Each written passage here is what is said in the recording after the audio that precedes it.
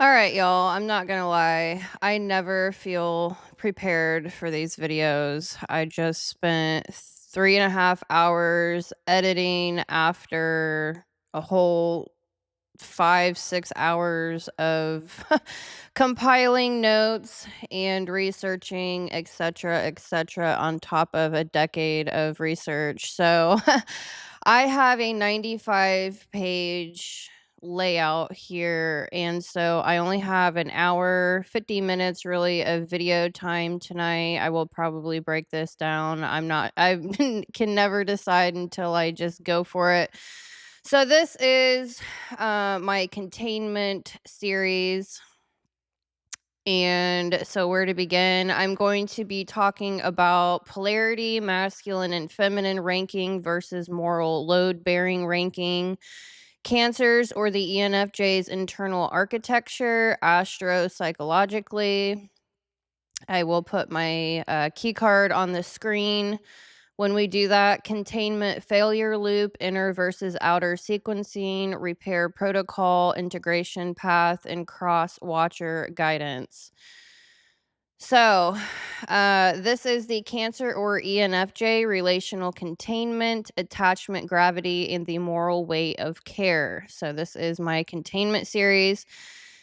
Cancers are moral load bearing number 3 in my ranking system after Capricorn, the ISTJ number 1, and Scorpio, the ENFP number 2. So I will be doing a recap at some point over those archetypes. So this is certainly huge. I have not written my Cancer or ENFJ Master Astro Psychological Ego book. That is certainly a project that I want to do. I'm going to do the Capricorn or ISTJ one next, and then probably Cancer. I've had that in mind for a couple of years now. So, Scorpio, Cancer is different. Scorpio is when truth burns. Capricorn is when structure holds. Cancer is care carrier. The carer, they care way too much. So anyways, yeah, so if you're new here, welcome. I guess I will start there after 3 minutes. I'm Heather with Underwater Panther. And I do ask you from my whole heart and soul, please like and subscribe on your way in. I think 9 subscribers away from low tier monetizing my channel. So that means I can do a membership. I can put my apparel and ebooks on YouTube. I can see what else. There's something else. I can't remember. But yes, please hit the like and subscribe on your way in if you don't mind. So, the work I do on this channel lives at the intersection of astro-psychology, moral cognition, shadow integration, polarity mechanics, and power dynamics across psyche and culture. I'm here to map how belief forms, where morality actually lives inside the mind and body, and why certain patterns repeat in relationships, families, institutions, even when the language changes.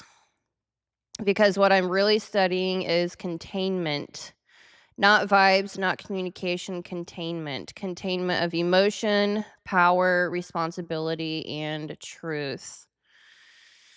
Because underneath every relationship collapse, every burnout spiral, every polarity war, every gender debate, every emotional labor argument, there is one missing architecture: containment.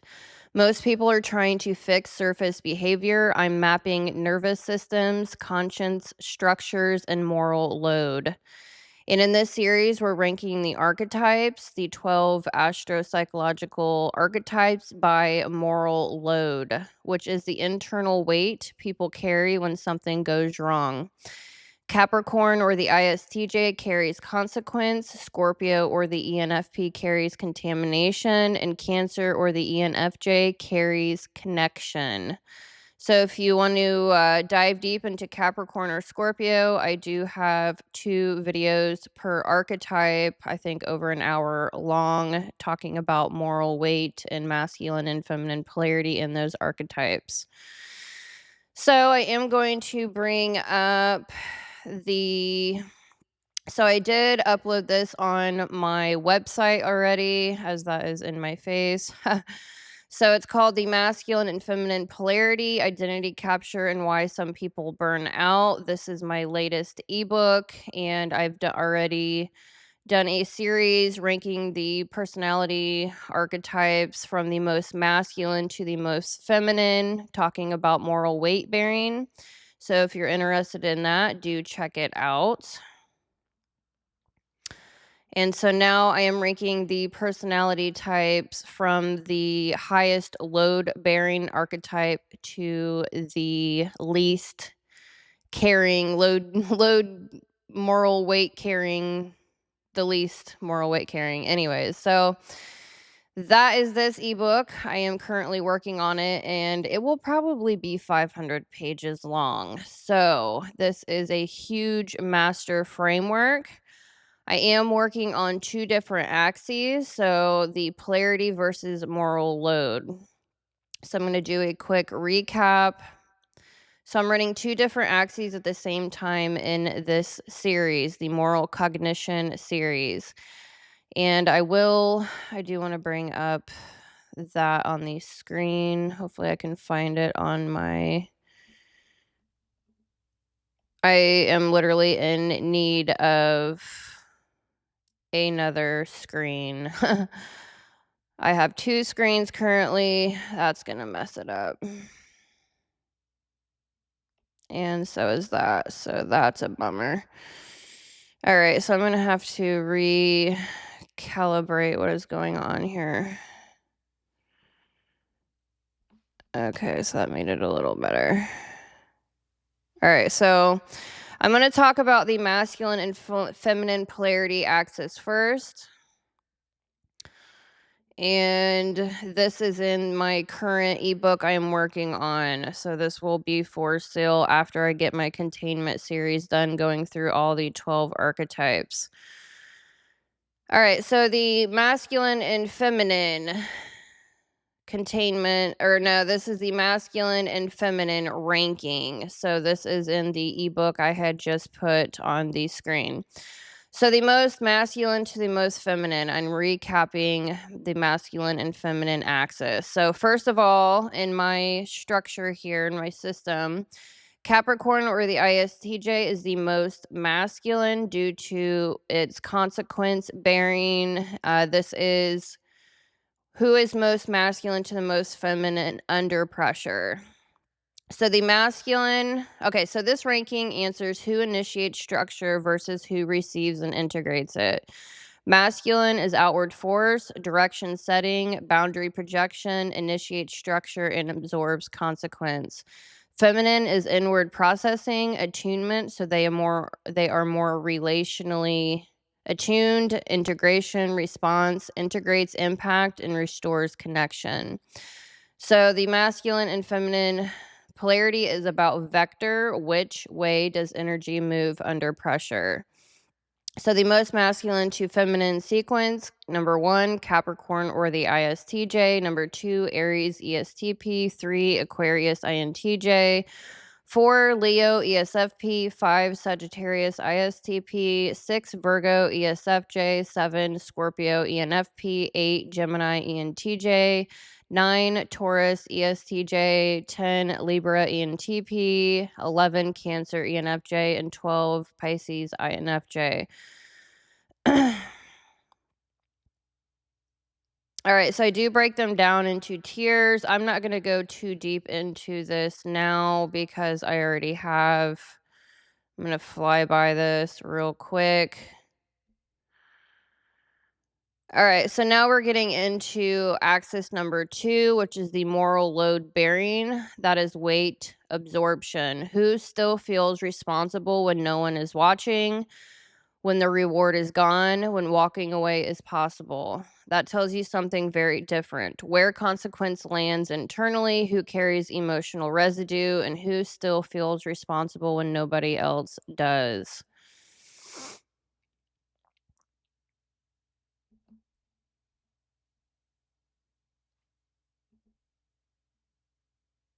All right, so key insight here. Masculine polarity is not the same as moral load. Some highly masculine archetypes externalize consequence. Some feminine archetypes internalize enormous moral pressure. So I will be breaking that down a little bit later. So I'm going to go ahead and take that off of the screen if I can figure out how. I am exhausted. I've worked a full shift, edited for 3.5 hours, and I'm going to push this out per usual. All right, so modern culture confuses the masculine and feminine and moral weight axes constantly. Masculinity is not automatically moral weight, and femininity is not automatically less burden. Some highly masculine archetypes externalize consequence. Some feminine archetypes internalize enormous moral pressure. And that crossing, where polarity and moral weight do not match, is where most relationship collapse lives. Today, we're bringing it all together. This is the spine of the entire Containment series. All right, so I'm going to do a little recap. So in the moral load hierarchy, number 1 is Capricorn, ISTJ, structural consequence carrier. Number 2, Scorpio, ENFP, contamination carrier. I'm going to actually put these up on the screen real quick so you can kind of see the key cards and what I am talking about as I do a recap. So today we're going to talk about Cancer, or the ENFJ. I'm going to go ahead and bring that up here. That's not the right one. Okay, Cancer here. All right, I'm going to have to make that smaller. I'm going to make this smaller for now just because I will be blowing that up later. All right, so here we go. So Cancer is number 3, moral weight bearer. Cancer is not third because they are emotional. Cancer is third because they carry connection gravity. They carry attachment, they carry belonging, they carry relational continuity. They carry who is still holding this together emotionally. Capricorn asks, what breaks if I don't hold this? Scorpio asks, what happens if no one faces this? Cancer asks, who makes sure nobody gets left behind? That's not softness, that's moral pressure. All right, so the core law, outer masculine must only activate after inner containment is stable. Okay, so let me bring up my key card. I'm not sure how big it is. I gotta find that on my screen, actually. All right, so I've got a master key card for Scorpio, Capricorn, and Cancer so far. So if you are looking here at these archetypes, which you can't see Cancer very well. There we go. Hopefully you can still read that. All right, so if you look at the key cards here, there are 4 quadrants, and you can break that down astrologically. You have the ruler, exaltation, left field, and fall. Psychologically, you have the hero, parent, child, inferior. If you're looking at the whole key card, that is the foundational architecture of this personality type. And then I'm now breaking this down into the outer feminine, inner masculine, inner feminine, and outer masculine. 4 different quadrants here. So we are talking about containment. How do we contain our individual selves? Well, you have to understand the archetype structure first. And so the ultimate goal with containment of our inner and outer masculine and feminine is to have our outer masculine activated only after inner containment is stable. So outer masculine is action, it's enforcement, it's consequence, and it's intervention. Inner containment is nervous system regulation plus moral clarity. Because when outer masculine activates too early before the inner world is regulated, then truth becomes weaponized, intimacy becomes interrogation, care becomes control, responsibility becomes resentment, and love becomes a battlefield or leverage. So that was Scorpio's collapse. Truth turns into a weapon. That was Capricorn's collapse. Structure turns into a prison. Cancer's collapse is different. Cancer doesn't weaponize truth the way Scorpio can. Cancer weaponizes care. It's called caretaking or caregiving. Caretaking rather than caregiving. Not because they're evil, because if you carry connection long enough alone, you eventually start enforcing it. So I'm going to go over what containment actually is before I start breaking or recapping Scorpio and Capricorn and introducing Cancer. So containment is concrete, observable, and structural. Containment means clear boundaries. People know where responsibility begins and ends, explicit roles, no silent handoffs, no I assumed you knew. Consistent consequences, not punishment, but stable cause and effect. Held time, space, responsibility before crisis. Containment is upstream. Repair protocols, not just apology, but what actually changes. Containment is basically the prenup before you get married, emotionally and structurally. And Cancer is the archetype most likely to try to be the prenup for everyone else. All right, so I actually want to go into containment a little bit more than that. Let me scroll down here. On my ebook I am currently working on. I've got 2 massive ebooks in front of me right now. Okay. So containment is what makes differences survivable. When containment is present, tension can exist without collapse. When containment is absent, even good intentions turn into destruction. All right. So the core truth most people miss: containment holds polarity, so no one person has to absorb the risk. When containment exists, pressure is distributed across the system. When it doesn't, pressure collapses onto the most responsible person or the highest moral weight bearer.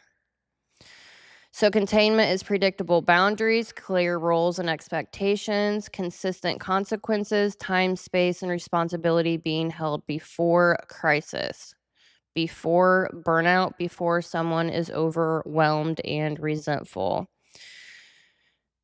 All right. So containment is not control, it's not repression, it's not emotional labor, and it's not avoidance. Why polarity cannot integrate without containment?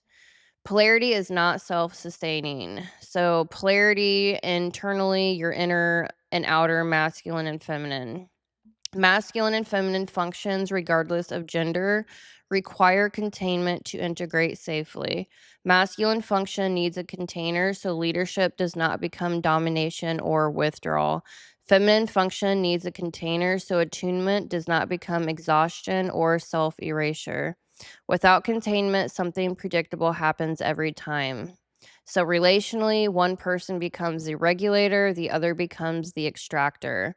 One holds time, structure, memory, and consequence. The other enjoys flexibility, freedom, and emotional range. And then conflict becomes personal instead of structural. So when containment is missing, someone has to become it. And whoever becomes it pays the cost. All right. So now I am going to recap Capricorn, Scorpio, and introduce Cancer and Virgo. All right. So Scorpio asks, who is going to face this? Capricorn asks, who is going to hold this together? Cancer asks, who is going to make sure nobody gets left behind? All right. So, first of all, I do want to talk about generational containment collapse because I am doing a generational series here on YouTube. It's been a while. I've been hammering out my moral cognition series. I have like 20 different series going on here on YouTube. So, I briefly want to zoom all the way out and talk a little bit about generational collapse. And then I'm going to zoom back into these personality types. So, generational containment collapse. So here's what almost no one is talking about. Society isn't polarized because of politics necessarily. It's polarized because containment collapsed. And when containment collapses, you get identity captured, and then you fall into using politics as a religion. So historically, containment lived outside the individual. It lived in institutions, religion, extended families, elders, clear roles, and community consequences. People didn't have to self regulate everything psychologically because structure absorbed chaos. Then all of that destabilized, not slowly, simultaneously. So moral load migrated inward. Now, individuals are expected to regulate trauma, define identity, build careers, manage relationships, carry moral frameworks, contain anxiety, parent themselves, metabolize collective shadow, and somehow remain functional. That's an impossible burden. So it concentrates on high conscience nervous systems. That's where moral load archetypes emerge. So let's look at the generations briefly. Boomers carried infrastructure but avoided shadow. They built systems while burying corruption. Gen X saw institutional hypocrisy early and withdrew. They didn't rebuild containment, they opted out. Millennials inherited collapse. They were taught emotional literacy without structural backing, so they became moral processors of broken systems. Gen Z formed inside algorithmic nervous systems with no baseline containment. So ambiguity feels existential. Identity becomes safety. Containment didn't disappear, it privatized. Now, therapists, eldest daughters, hyper responsible men, emotionally literate partners, and over functioning managers are holding what institutions dropped. That's the generational wound. So, briefly, moral load versus masculinity. This is where people get confused. Masculinity is direction of force, moral load is absorption of consequence. I'm going to keep repeating this. They're not the same. You can be loud, dominant, decisive, and carry almost no moral weight. And you can be quiet, invisible, emotionally sealed while holding entire systems together.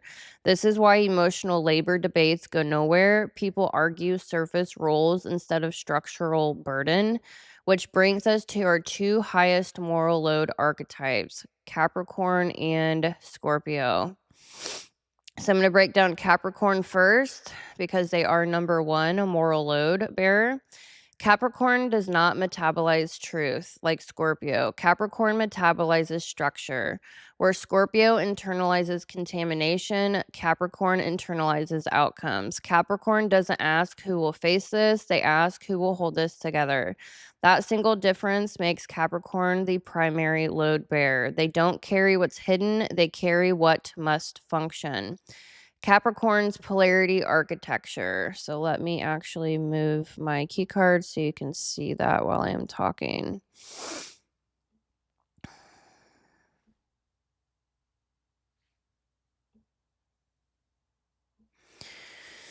All right, so the internal polarity architecture. Outer masculine is TE in Mars and Saturn, structural action. Okay, so responsibility enforcement, timeline management. Capricorn's force is architectural. They don't explode, they build. They are the goat. They absorb pressure so systems don't collapse. Where Scorpio destabilizes corruption, Capricorn prevents breakdown. Inner feminine is SI moon, introverted sensing in the moon. Semantic consequence storage. Their nervous system remembers past failures, who depended on them, what happens when no one shows up. Duty becomes embodied. They brace instead of panic. When overloaded, this becomes emotional shutdown. The inner masculine is introverted feeling child with your, let's see, where am I at? Introverted feeling child. Okay. Inner feminine. Why am I getting confused? I am so, okay, so inner feminine is SIN moon. Okay, so now I see what's going on. All right, so where was I at? Inner masculine, FI child. Quiet values, protected vulnerability. Capricorn does not lead with emotional truth, they guard it. Instead of saying I'm overwhelmed, they say I've got it. Instead of asking for help, they absorb more. This is why Capricorn appears cold under stress. They're not cold, they are sealed. So the outer feminine, we have extroverted intuition inferior and Jupiter. Future risk scanning. When overwhelmed, any does not create. It catastrophizes. What if this falls apart? What if I'm the only one holding this? Burnout begins here. Capricorn's collapse pattern: act, hold, absorb, and suppress, and then seal off.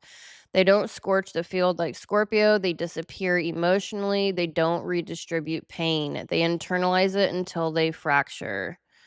They brace. All right, so now we're going to go to Scorpio. All right, so Scorpio, or the ENFP, load bearer number 2. Scorpio does not carry systems like Capricorn. Scorpio carries what systems hide. Scorpio becomes morally implicated through exposure. Once Scorpio perceives betrayal, manipulation, emotional rot, power imbalance, their nervous system treats it like toxin exposure. They don't ask, is this inconvenient? They ask, who is going to metabolize this? If no one steps forward, Scorpio does. That's exposure-based conscience, excuse me. Scorpio's polarity architecture looks like this. Outer feminine, we have extroverted intuition, Pluto, and Mars. Perception arrives already charged. They don't casually notice things, they feel momentum inside awareness. Threat radar, motive scanning, urgency embedded in perception itself. Mars lives inside awareness. Pluto filters for rot. NE connects patterns instantly. So Scorpio often feels intense before they speak. Perception already contains force. That's why Scorpio confronts. Not because they're aggressive, because awareness itself already carries movement. The inner masculine is introverted feeling with Uranus. This is sovereignty, private moral law, access revocation. Scorpio doesn't announce boundaries, they finalize them. Once FI locks, Uranus cuts. From the outside, it looks sudden. Internally, it's been forming quietly for months. Inner feminine is introverted sensing in moon. This is where betrayal lives in the body. Time collapses under triggers. Present merges with past injury. This is where intensity amplifies if unregulated. Outer masculine, we have extroverted thinking, Venus and Earth. This is consequence, access, reality enforcement. Love becomes logistical, not emotional punishment, structural adjustment. If this violated my values, access changes. Here's the tragedy. If outer masculine activates before inner containment stabilizes, truth becomes weaponized. Intimacy becomes extraction. Love becomes war. Scorpio's collapse pattern is perceive, activate, confront, scorch, and isolate. They externalize moral pain because they refuse to carry contamination alone. They burn. So Scorpio versus Capricorn. Scorpio externalizes moral pain. Capricorn internalizes responsibility. Scorpio fights corruption. Capricorn fights collapse. Scorpio destabilizes, Capricorn stabilizes. Scorpio burns and Capricorn braces. When outer masculine leads without inner containment, Scorpio weaponizes truth, Capricorn weaponizes silence. Scorpio confronts too early, Capricorn suppresses too long. Same root, containment, failure, different direction.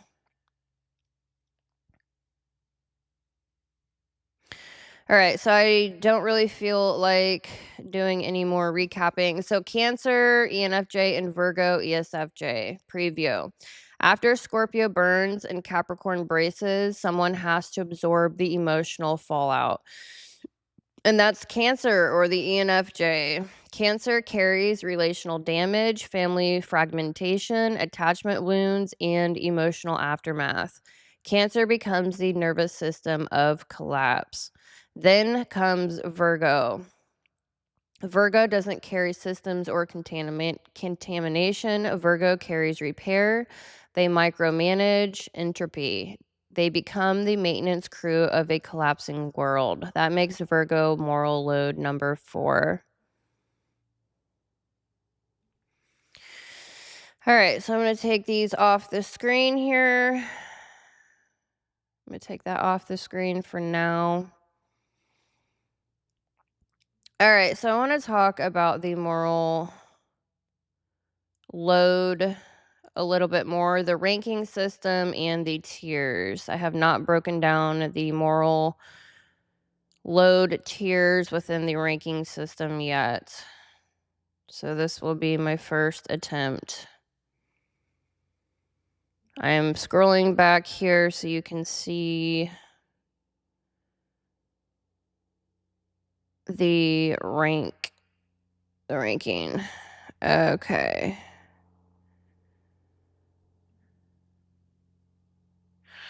All right, so I'm going to explain the moral load axis to tiers and ranking, which I'm just now realizing I need to make a master list of the ranking here. And I have not done that yet. It is spread across probably 60 pages.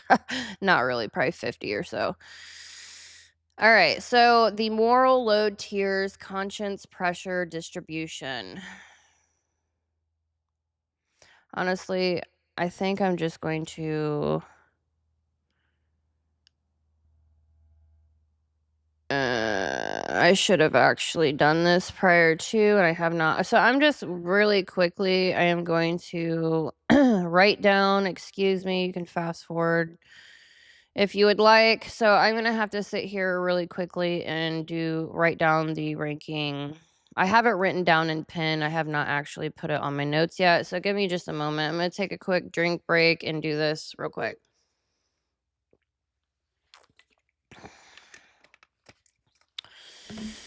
All right.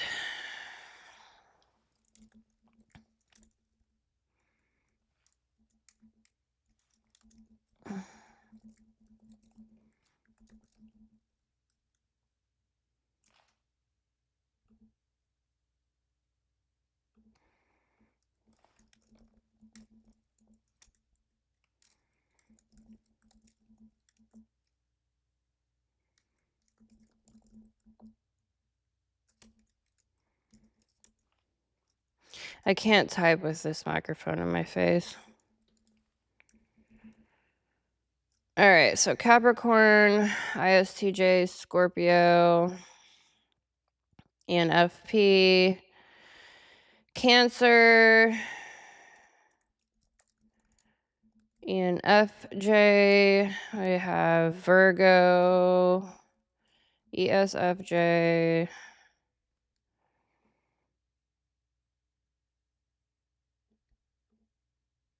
top 4, then we have Taurus, ESTJ, Pisces, INFJ. I'm going to be breaking this down, so I need to actually have a list here. All right, then we have Aries, ESTP, Leo, ESFP,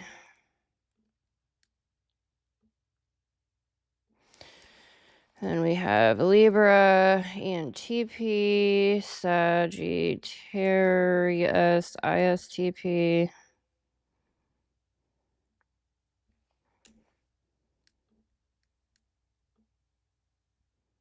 Can't believe I haven't typed this out yet. Aquarius, INTJ,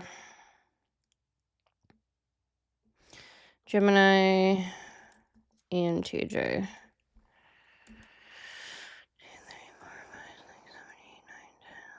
All right. All right, so now you can actually look at which they're going to kind of look like it's not spelled right. I'm not going to correct that right now. All right, so whoops, that didn't work. How do you?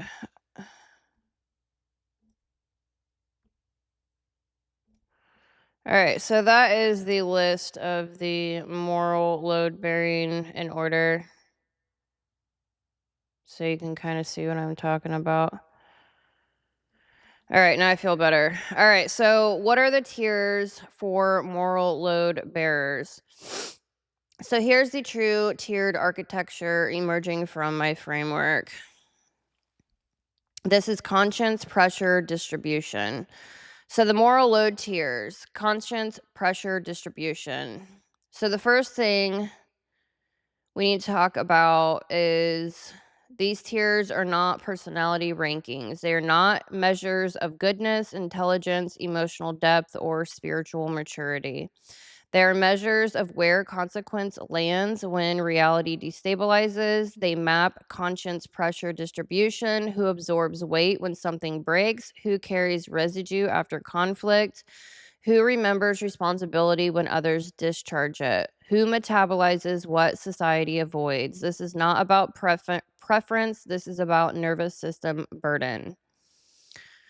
All right, so the moral gravity principle. Why conscience always collapses onto a few. So I'm going to do a explanation of how this works. So every human system, families, relationships, workplaces, institutions, and civilizations follow the same hidden law. Responsibility does not distribute evenly, it concentrates. Not because people are bad, not because some are weak, but because nervous systems are built differently. Some architectures retain moral residue, most do not. That's the whole equation. Moral load defined. So, moral load is what remains inside a human system after betrayal, abandonment, failure, corruption, relational collapse, and unmet responsibility. It is the after weight. It is what does not evaporate. Some nervous systems discharge that pressure outward. Some systems retain it internally. Some convert it into action. Some convert it into memory. So this framework identifies which archetypes retain weight and which release it. So there's two fundamental nervous system types. So before we get into breaking down the tiers and archetypes, I want to talk about the two fundamental nervous system types. So number one, retention systems, which are the top tier of the list that you see on the screen. So retention systems, nervous systems, they keep weight, they carry after the moment ends, they replay, they store, they metabolize responsibility internally or relationally. They feel implicated even when no one assigns blame. These systems, nervous systems, become the stabilizers, the conscience carriers, the emotional infrastructure, and the accountability anchors. They don't opt in, they are the container. Number two, motion nervous systems. They move energy, they discharge, they reframe, they pivot. They act, express, narrate, philosophize, or redirect. They experience stress and then release it. They do not retain moral residue long term. These nervous systems become initiators, disruptors, storytellers, explorers, identity movers, and belief carriers. They are not designed to store weight. They are designed to move systems forward. So why moral load compresses into a few tiers. So I have 4 tiers in the moral load ranking system and 5 tiers, I believe, in the masculine and feminine ranking system. So masculine, feminine spreads across many tiers because force can move in many ways: physically, emotionally, cognitively, strategically, and socially. But moral load doesn't care how energy moves. It only cares, does weight stay here? Yes or no? All right, so that is why this is collapsed into 4 structural categories. So, category 1, internal retainers, Scorpio and Capricorn. So, let me break these off. All right, so Scorpio, Capricorn, and Scorpio, these systems store moral pressure inside their nervous system. They carry consequence, Capricorn, and contamination, Scorpio. They do not discharge, they accumulate. So actually, I'm not going to do these for all the tiers, but I feel like doing this now. Sewers. Okay, here we go. I'm going to bring these back up because I haven't actually explained this yet.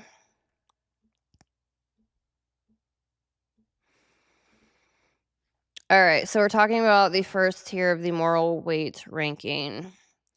So Capricorn and Scorpio, they do not discharge, they accumulate. They fracture silently or explosively. They are existential load bearers. They suffer even when nobody sees. This is tier 1.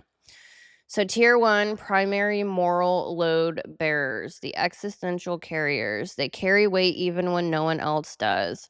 These archetypes carry weight even when no one asks them to. These archetypes absorb responsibility automatically. They do not offload easily. They do not feel relief when the moment passes. They carry residue. They do not require external assignment. They do not wait for permission. Their nervous systems automatically step forward when something collapses. They are structural responders. They do not experience relief just because an event ends. They metabolize failure, they internalize responsibility, they cannot opt out. These are the existential load bearers. So we have Capricorn, structural consequence. Capricorn does not primarily carry emotion. Capricorn carries outcome. They hold systems, timelines, responsibility, continuity, consequences that extend beyond the present moment. Where Scorpio feels contamination, Capricorn feels collapse risk. Their internal question is not how does this feel? It is what breaks if I don't hold this together. Capricorn becomes the spine because their nervous system organizes around durability. They absorb pressure so structures don't fail. They internalize unfinished business, obligations others abandon, the future impact of present decisions.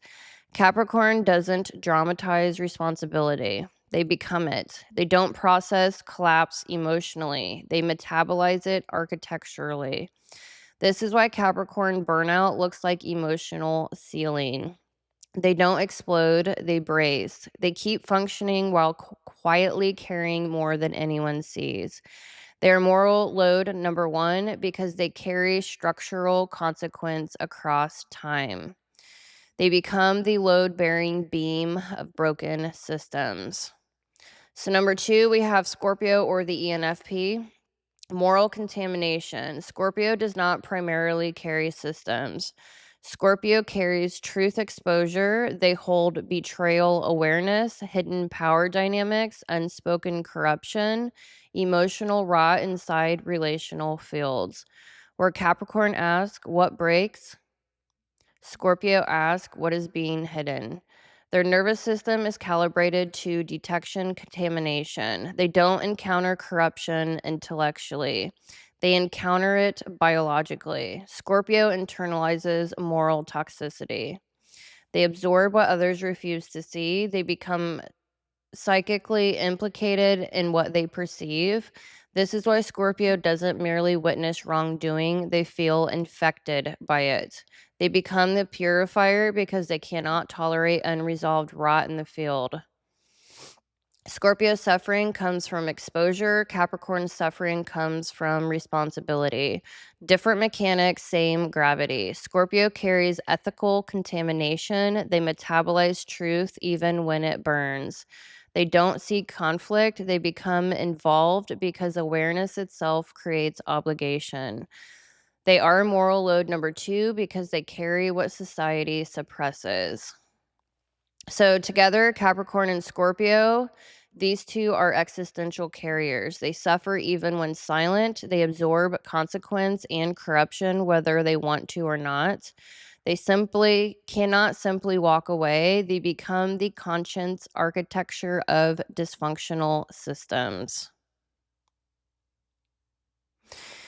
All right, so now I'm going to talk about the tier 2, which I really wish I would have brought all these archetypes up, and I am going to kick myself in the rear and try to do that right now. Give me one moment. I would like this to be more visual.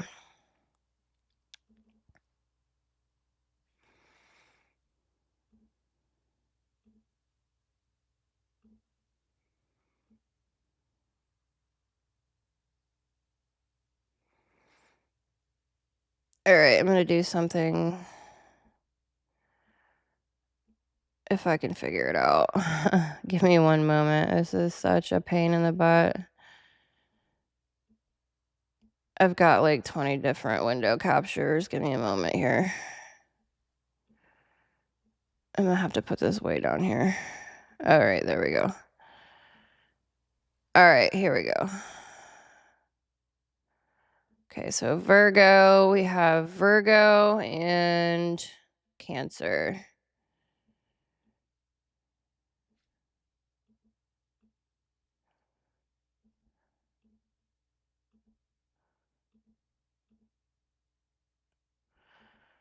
I wish you could just click it and it would actually do what it's supposed to do, but I have to actually click on the... All right, whatever.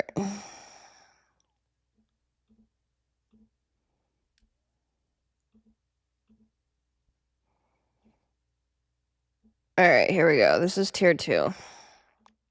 Good freaking deal. All right, so tier 2, we have relational and operational retainers, which is Cancer, the ENFJ, and Virgo, the ESFJ, in the moral load bearing ranking system. These nervous systems, carry weight through people and patterns. They store emotional burden, Cancer, and integrity memory, Virgo.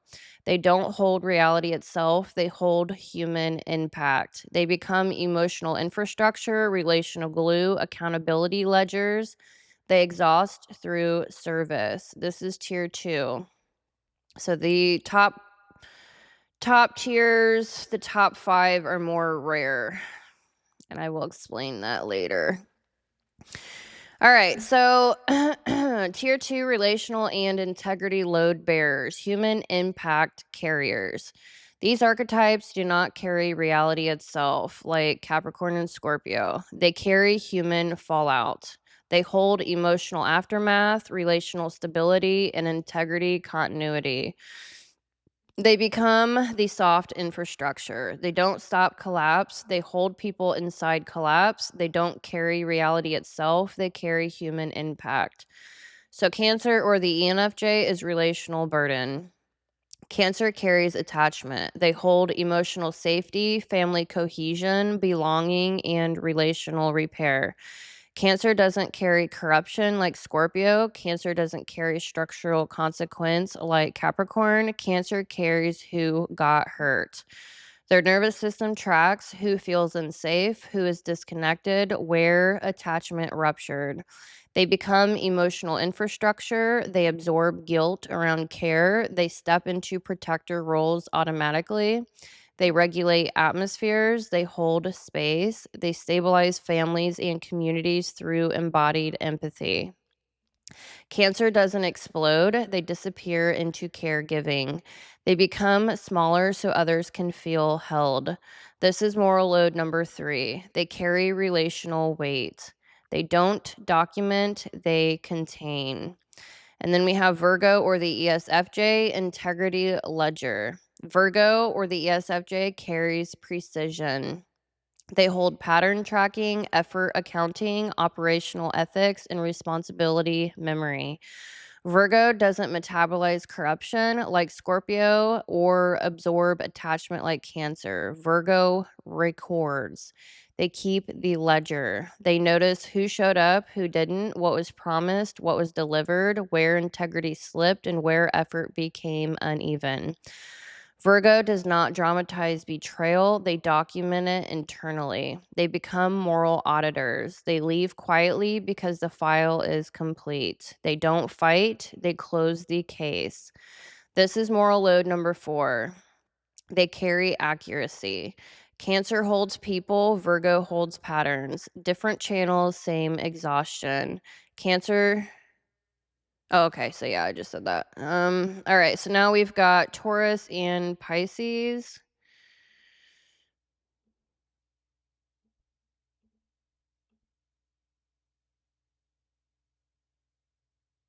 Taurus and Pisces.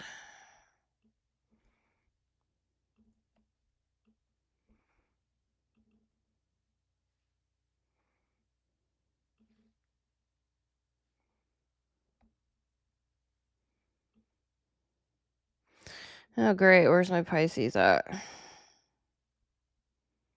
For some reason, it didn't even come up. Boo! Why? Where is it?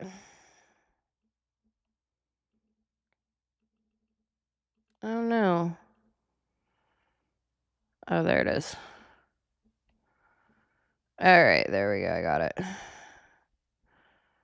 I gotta get on the right screen here. I'm freaking struggling tonight.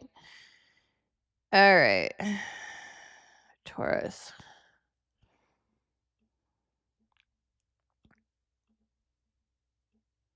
Thankfully, they're right beside each other. All right.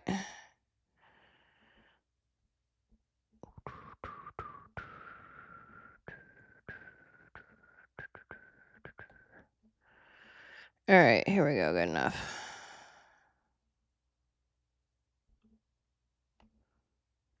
I can't stand it. My perfectionism. It's just like totally on the fly. Took me a long time to get comfortable being more on the fly, which is wild. All right, so here we go. We've got Taurus and Pisces. And I can't get them lined up enough. That's good enough for me. Okay, so conditional retainers. Taurus and Pisces. These can carry, but only if consciously developed, placed in responsibility, spiritually trained, and forced by circumstance.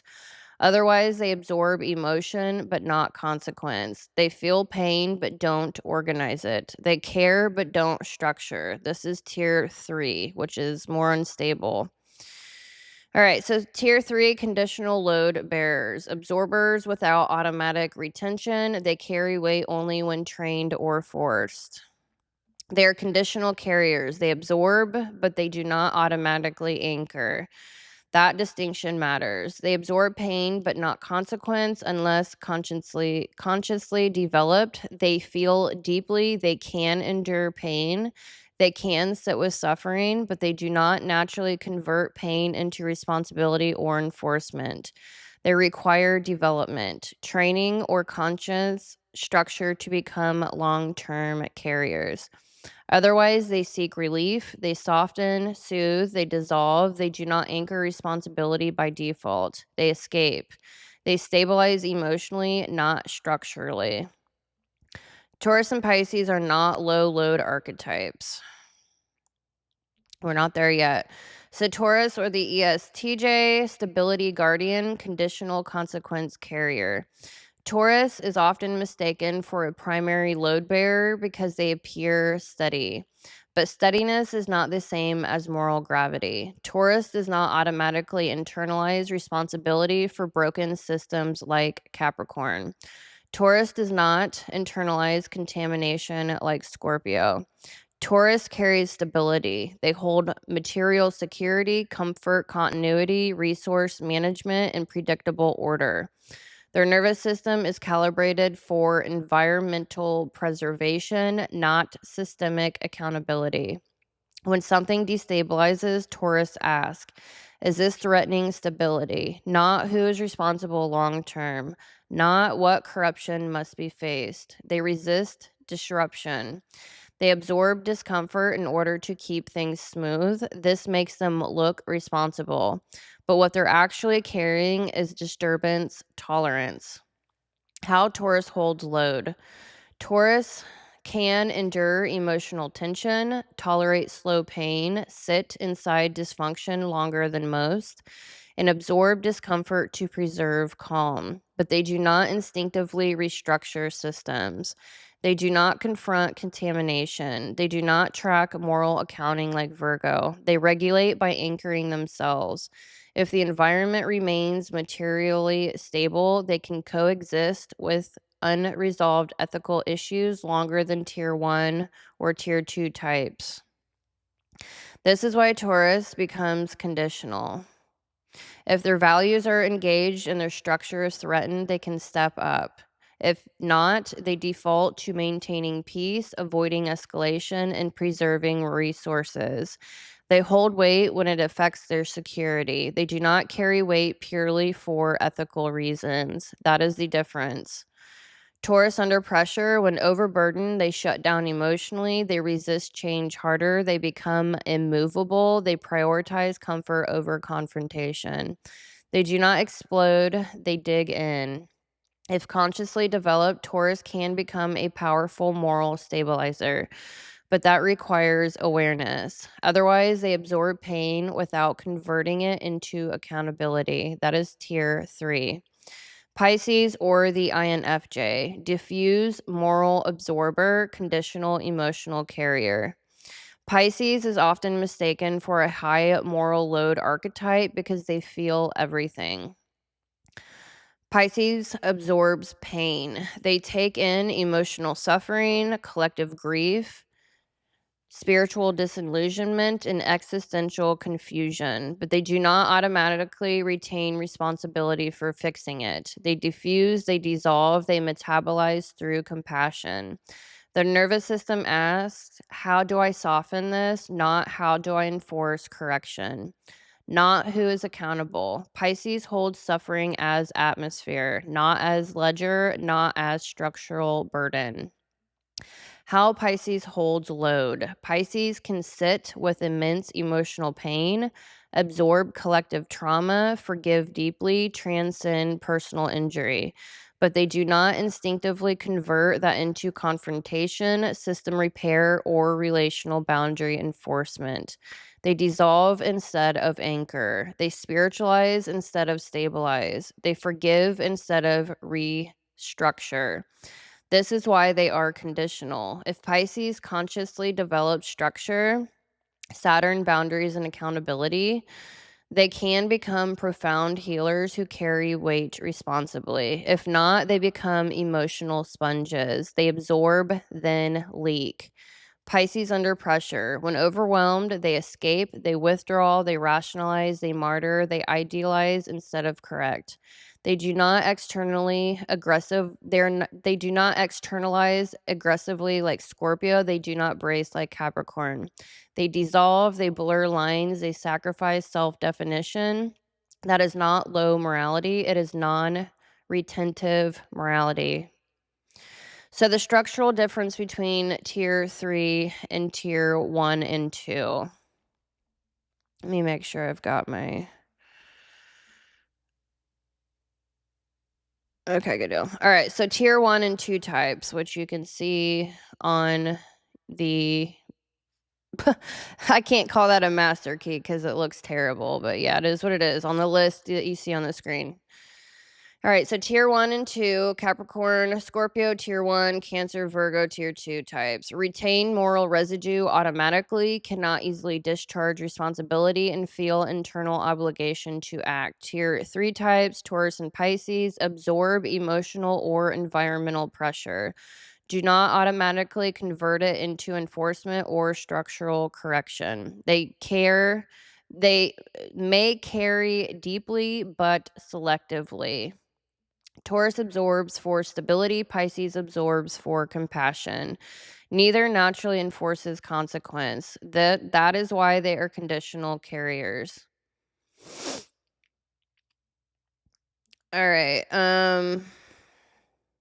So why this matters in relationships? Why this tier matters? So this is where imbalance gets subtle. Taurus may stay in unhealthy dynamics too long because stability is preserved. Pisces may forgive patterns that should be confronted because pain is softened. Both can pair with high moral load archetypes and unintentionally create imbalance. Taurus provides steadiness while Capricorn carries structure. Pisces provides empathy while Scorpio carries confrontation. If underdeveloped, they become emotional cushions for systems that need correction. If developed, they become grounding stabilizers who support high load types without collapsing under them. All right, so Taurus preserves, Pisces dissolves, neither automatically restructures. That is why they are tier 3. They can carry, but they do not default to carrying, and that distinction matters. All right, so now we're going to move on to tier 4, which it's a lot of archetypes, so I am going to take these off the screen and slowly, I'm not sure if I'm going to bring the rest of the key cards up because I am going to do videos on all of these. So tier 4, we have Aries. Okay, I see what I did. All right, so this is supposed to be like that. 1, 2, 3, 4. Okay, there's your tiers. All right, so tier 4, we have Aries, Leo, Libra, Sag, Aquarius, and Gemini. These regulate by movement. They externalize stress. They release responsibility. They pivot psychologically. They do not retain moral residue. So this is tier 4, which is the majority of the population. All right, so tier 4, low moral load archetypes. They discharge responsibility outwardly. They regulate through action, belief, identity, abstraction, and narrative. They do not naturally retain moral residue. It is a structural difference. They move energy instead of storing it. They do not retain moral residue naturally. They release. Okay, so I already said all that. It is a structural difference. So they are not designed to carry. They are designed to move. All right, so these archetypes are not built to store moral pressure. They are built to circulate it. So that distinction explains almost every relational mismatch between tier 4 types and tier 1 to 2 types. So I'm going to break this down in the relational series. This is a briefing. Tier 4 does not accumulate residue. Where high load archetypes internalize consequence, tier 4 archetypes externalize process. They move energy instead of retaining it. So they convert tension into action, Aries, expression and identity, Leo, dialogue and rebalancing, Libra, belief systems and meaning making, Sagittarius, abstraction and detachment, Aquarius, and narrative and reframing, Gemini. They do not sit inside unresolved pressure, they redirect it. They do not carry moral weight forward across time, they reset. That is their design. Why tier 4 doesn't retain moral residue? Tier 4 nervous systems are calibrated for throughput, not storage. They are oriented towards movement, reframing, initiation, ideation, social circulation, and future orientation. They experience reality as something to respond to, not something to absorb. So when something painful, unethical, or destabilizing occurs, tier 4 archetypes instinctively ask, what do I do with this? not who is responsible long term, not how do I hold this. They discharge pressure by acting on it. They talk it out, they reinterpret it, they leave, they reframe, they philosophize, they move on. This is not avoidance. It is a fundamentally different containment architecture. So the regulation pattern. Tier 4 regulates internally by externalizing. Tier 1 and 2 regulate by internalizing. That is the core difference. High moral load archetypes pull pressure inward. Tier 4 pushes pressure outward. They don't hold tension inside the body. They release it into behavior, speech, movement, or belief. That's why Tier 4 types are often quick to pivot, reframe, forgive, detach, and find a new angle. So they are not built for prolonged moral rumination. They are built for adaptation. So why this feels like not caring to high load types. This is where relationships fracture. A Capricorn, Scorpio, Cancer, or Virgo experiences Tier 4 as minimizing, deflecting, changing the subject, moving on too fast, philosophizing pain, and avoiding accountability. But from the Tier 4 nervous system perspective, they already processed it. They didn't store it, they discharged it. Tier 4 assumes regulation is complete once emotional energy has moved. High load types assume regulation requires responsibility to be held over time. These are our opposite architectures. Neither is wrong. They just don't speak the same containment language. And my earbud is dying. I don't think. Give me 1 second. I have to have music when I do this. It's keeping me awake.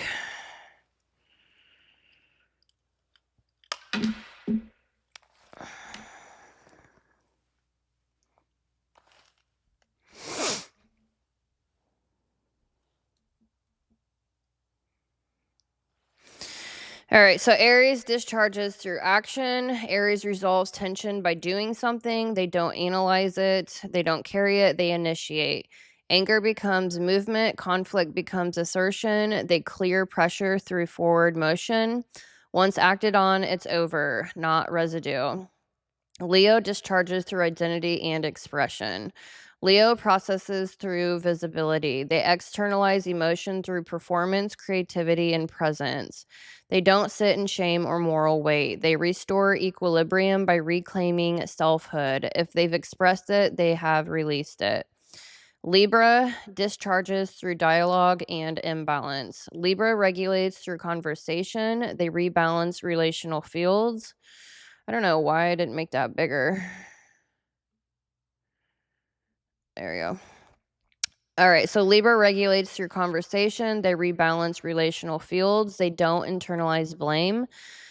They negotiate equilibrium. Once harmony is restored, they consider the matter closed. Sagittarius discharges through meaning and belief. Sagittarius converts pain into philosophy. They zoom out, they spiritualize, they find purpose, they don't hold emotional residue, they reframe it into narrative. Aquarius discharges through abstraction. Aquarius detaches, they intellectualize, they contextualize, they pull emotion into systems thinking. They don't carry moral weight in the body, they distribute it into ideas. Gemini discharges through narrative and perspective. Gemini talks it out. They restore events. They find alternative interpretations. They move attention. They don't retain emotional gravity. They shift frames. So the core structural truth, Tier 4 archetypes are not designed to carry. They are designed to move. They are circulation systems. They keep reality dynamic. They prevent stagnation. They introduce possibility. They catalyze change. They do not anchor consequence. They do not retain contamination. They do not hold relational burden. They metabolize pressure by releasing it. So without Tier 4, systems become rigid, pain becomes trapped, meaning collapses, and movement stops. Tier 4 brings adaptability, innovation, humor, perspective, and momentum. They are not conscience anchors, they are conscience currents. They move things forward, they open futures, they initiate cycles, they do not hold endings. So tier 1 holds reality together, tier 2 holds humanity together, tier 3 absorbs conditionally, and tier 4 moves everything along. Different roles, same ecosystem. So tier 4 is not here to carry the weight of the world. They are here to keep it turning. And once you see that, you stop trying to make movers become carriers. That alone saves relationships. So high moral load archetypes retain weight.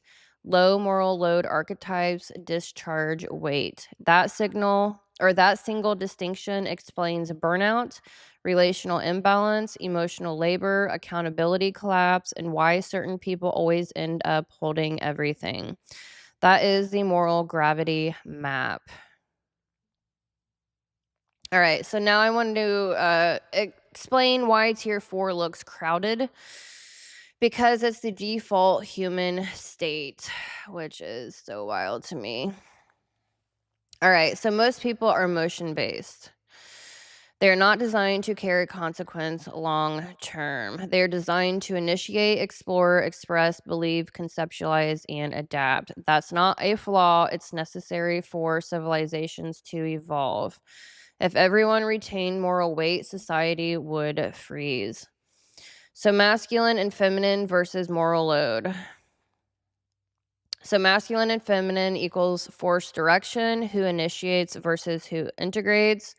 Moral load equals weight retention, who keeps consequence after the moment ends.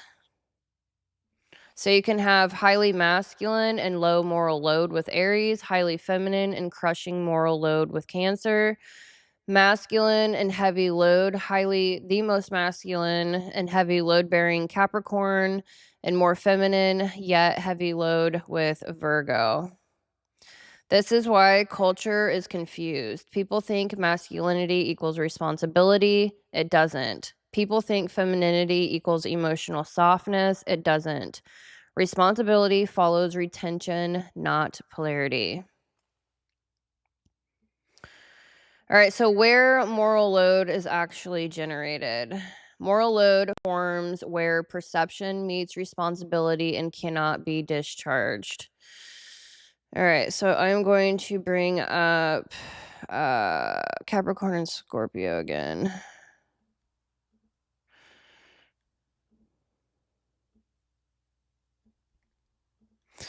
All right, so moral load forms where perception meets responsibility and cannot be discharged.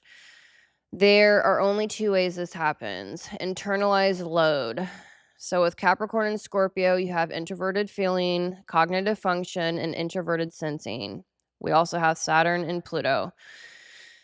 So Capricorn and Scorpio, they store it as existential pressure, bodily consequence, conscience, gravity, and moral contamination. They carry inside, they collapse internally. And then we have externalized load. So externalized load, we have Cancer and Virgo.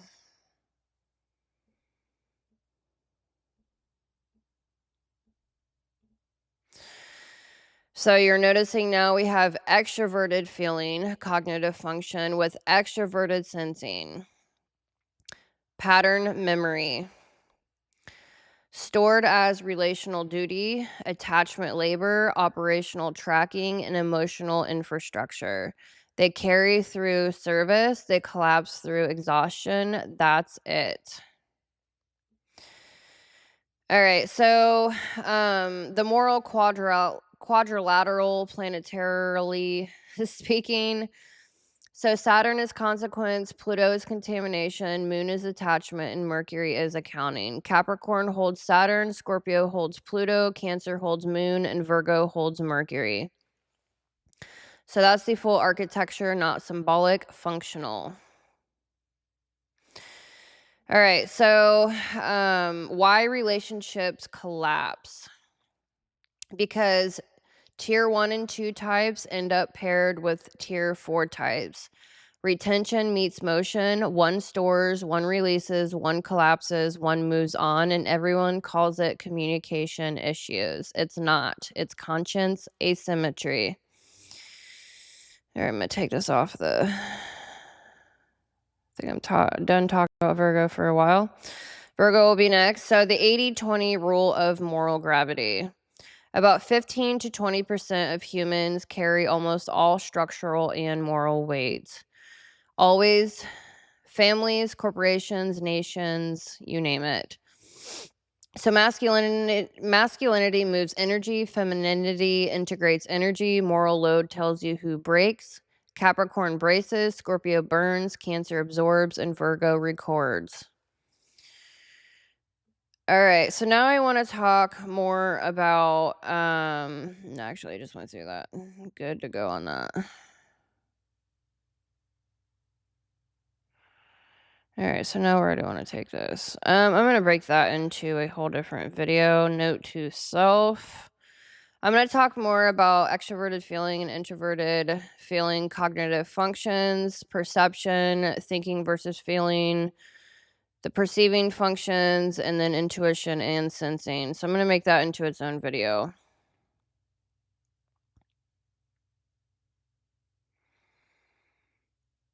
All right, so now I'm finally getting into the actual Cancer video. Okay, so I'm going to cap this video here because I'm at 1 hour and 15 minutes, and then I'm going to make the dive straight into the Cancer or the ENFJ archetype after this. So thank you so much for being here. Thank you so much for deeply studying archetypal architecture. It's amazing. I don't know anyone else doing this, so I finally got to a place in my own work where I feel like I'm actually adding rather than just studying.